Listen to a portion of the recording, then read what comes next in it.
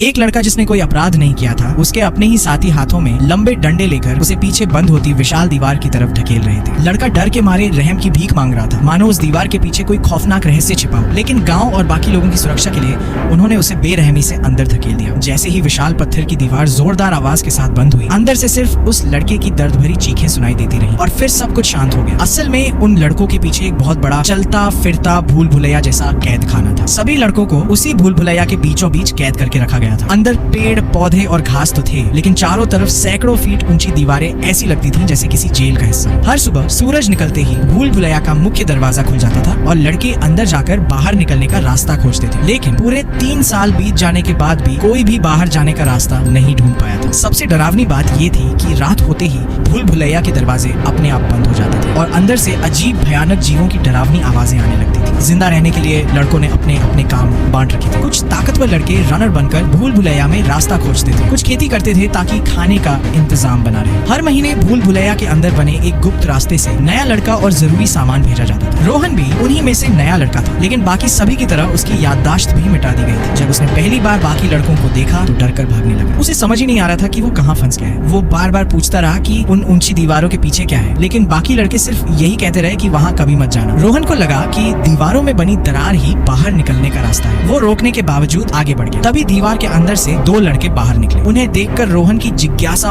और बढ़ गई, लेकिन अगले ही पल विशाल नाम के लड़के ने उसे जोर से धक्का देकर जमीन पर गिरा दिया। दोनों की बहस सुनकर बाकी लड़के भी वहाँ आ गए। रोहन गुस्से में चिल्लाने लगा कि वो यहाँ से बाहर जाना चाहता है। तभी टीम लीडर अर्जुन ने उसे समझाया कि भूल भुलैया के अंदर जाना मौत को बुलाने जैसा है। अचानक एक जोरदार आवाज हुई। रोहन ने पीछे मुड़कर देखा तो विशाल दरवाजे धीरे धीरे बंद हो रहे थे। कुछ ही सेकंड में वो रास्ता पूरी तरह बंद हो गया। रोहन पहली बार इस कैद खाने की असली ताकत देखकर डर गया, लेकिन रात का समय इससे भी ज्यादा खतरनाक था। रात होते ही भूल भुलैया के अंदर से अजीब आवाजें आने लगी। उप लीडर कबीर ने रोहन को बताया कि रात में भूल भुलैया का पूरा नक्शा बदल जाता है। दीवारें अपनी जगह बदलती रहती हैं और अंदर मौजूद राक्षस घूमते रहते हैं। कबीर ने बताया कि भूल भुलैया में सिर्फ वही लोग जाते हैं जो सबसे तेज और ताकतवर हैं, क्योंकि अगर कोई दरवाजा बंद होने से पहले वापस नहीं लौटा तो वो सुबह तक जिंदा नहीं बच सकता। रोहन को ये सब सुनकर यकीन नहीं हुआ, लेकिन जल्द ही उसने खुद उस डरावनी सच्चाई को देख लिया। एक दिन बाहर काम करते वक्त अचानक एक लड़का पागलों की तरह हिंसक हो गया। बाकी लड़कों ने मिलकर उसे पकड़ लिया। तब पता चला कि उसे भूल भुलैया के राक्षस ने घायल कर दिया था और अब उसके शरीर में जहर फैल चुका था। बाकी लड़कों के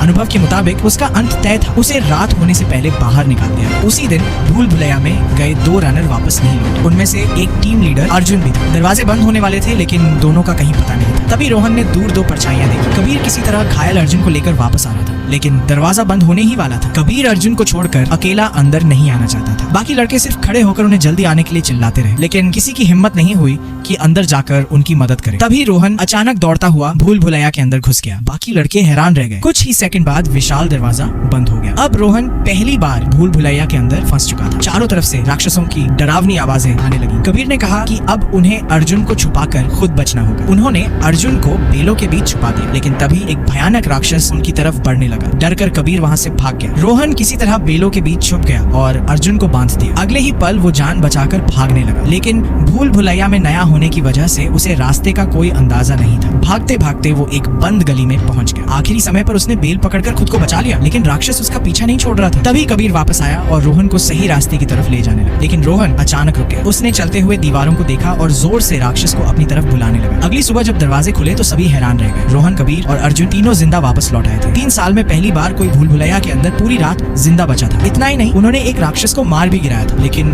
कुछ लड़कों को लगा कि रोहन ने नियम तोड़कर सबको खतरे में डाल दिया, क्योंकि भूल भुलैया में सिर्फ रनर ही जा सकते थे। इसी बहस के बीच एक और अजीब घटना हुई। जो नया इंसान हर महीने आता था, इस बार वो आधे महीने पहले ही आ गया। और सबसे बड़ी बात, इस बार एक लड़की आई थी। उस लड़की के हाथ में एक पर्ची थी जिस पर लिखा था, ये आखिरी बार है। लड़की ने होश में आते ही सबसे पहले रोहन का नाम लिया। अब सभी को लगने लगा कि रोहन के आने से सब कुछ बदल रहा है। इसका मतलब अब आगे कोई नया सामान या मदद नहीं आने वाली थी। रोहन ने फैसला किया कि अब उन्हें जल्दी से जल्दी बाहर निकलने का रास्ता ढूंढना होगा। वो कुछ लड़कों के साथ फिर से भूल भुलैया में गया। वहाँ उन्हें मरे मरे हुए राक्षस के अंदर एक इलेक्ट्रॉनिक डिवाइस मिला जो अब भी काम कर रहा था। वापस आकर कबीर ने रोहन को अपना बनाया हुआ भूल भुलैया का नक्शा दिखाया। 3 साल तक उसने भूल भुलैया का हर हिस्सा दौड़ दौड़ कर याद किया था, लेकिन फिर भी उसे बाहर निकलने का रास्ता नहीं मिला। अब उस इलेक्ट्रॉनिक डिवाइस ने उन्हें नई उम्मीद दी। डिवाइस पर लिखा नंबर 7 शायद भूल भुलैया के 7वें सेक्टर की तरफ इशारा कर रहा था, लेकिन सच्चाई जानने के लिए उन्हें फिर अंदर जाना था। उसी समय रोहन को बताया गया कि नई आई लड़की होश में आ चुकी है। उसकी याददाश्त भी मिटाई गई थी, लेकिन उसे रोहन पर भरोसा था। उसने रोहन को 2 इंजेक्शन दिए। रोहन को नहीं पता था कि उनका इस्तेमाल किस लिए होना है, फिर भी उसने एक इंजेक्शन घायल अर्जुन को दे दिया। कुछ देर बाद अर्जुन को अपनी पुरानी यादें वापस आने लगी। अब रोहन और ज्यादा बेचैन हो गया। वो तुरंत 7वें सेक्टर की तरफ निकल पड़ा। जैसे ही वो वहाँ पहुंचे, डिवाइस चमकने लगा। दोनों आवाज का पीछा करते हुए भूल भुलैया के एक ऐसे हिस्से में पहुंचे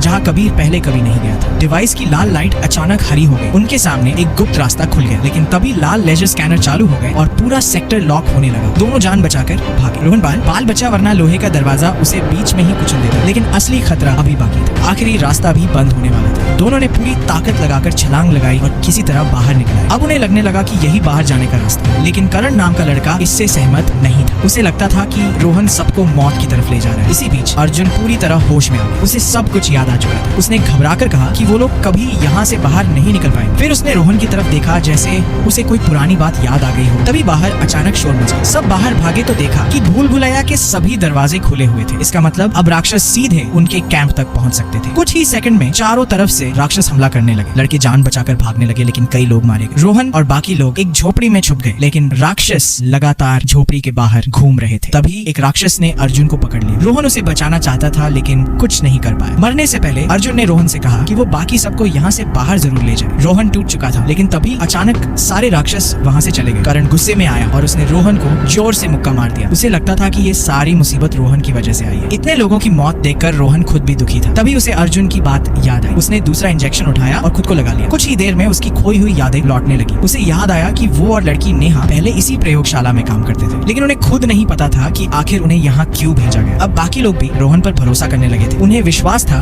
कि रोहन ही उन्हें यहाँ से बाहर निकाल सकता है, लेकिन करण और उसके साथी अब भी बलि देकर राक्षसों से समझौता करना चाहते थे। उन्होंने रोहन को पकड़ लिया, लेकिन रोहन पहले से तैयार था। उसने अचानक हमला करके 2 लड़कों को गिरा दिया। फिर उसने बाकी सबको समझाया कि यहाँ रुकना मौत का इंतजार करने जैसा है। धीरे धीरे कई लड़के रोहन के साथ हो गए। इसके बाद रोहन सबको लेकर भूल भुलैया के 7वें सेक्टर में पहुंचा, लेकिन वहाँ एक विशाल राक्षस उनका इंतजार कर रहा था। अब सबने मिलकर उससे लड़ाई की। जिंदा बचने की उम्मीद ने सब में नई ताकत भर दी। आखिरकार उन्होंने राक्षस को गहरी खाई में धक्का दे दिया। इसके बाद नेहा और अमन मशीन लेकर गुफा के अंदर पहुंचे, लेकिन गुफा के आखिर में उन्हें जो दिखाई दिया उसे देखकर सबके होश उड़ गए।